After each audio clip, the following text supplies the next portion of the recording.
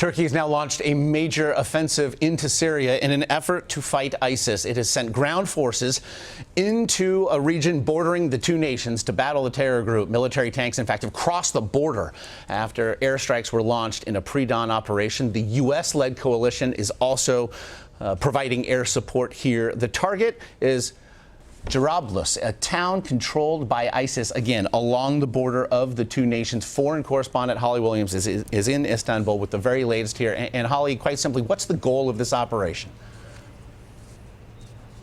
Well, Josh, the Turkish Foreign Minister Mevlut Çavuşoğlu said earlier this week that Turkey wants to cleanse its border with Syria of ISIS militants. And remember that Turkey has suffered a spate of suicide bombings over the last year or so, many of them attributed to ISIS.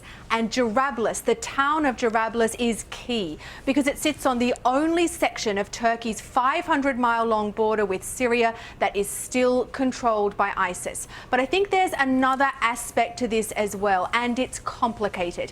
In Syria, the US is working very closely with Kurdish fighters who are battling ISIS on the ground. But Turkey says that that Kurdish group is a terrorist organization, and Turkey has been shelling them at the same time that it's been hitting ISIS. And those Kurdish fighters in the last couple of weeks managed to recapture the town of Manbij from ISIS. And Manbij lies just south of Jarablus. And it's very clear that Turkey was concerned that those Kurdish fighters, which it regards as terrorists, would move further north, capturing Jarablus and more of Turkey's border.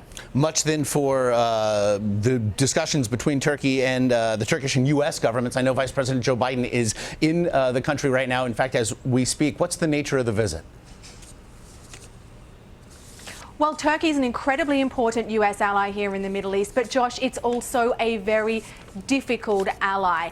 And there are a couple of issues recently that have put that relationship under strain. The first one is that Kurdish issue in Syria that we were just talking about. The second one is that Turkey had an attempted military coup around a month ago, and many people here in Turkey have come to believe that the US supported that failed coup. Now, recently, Turkey has seemed to move closer to Russia and to Iran. As I said, this is a very difficult alliance.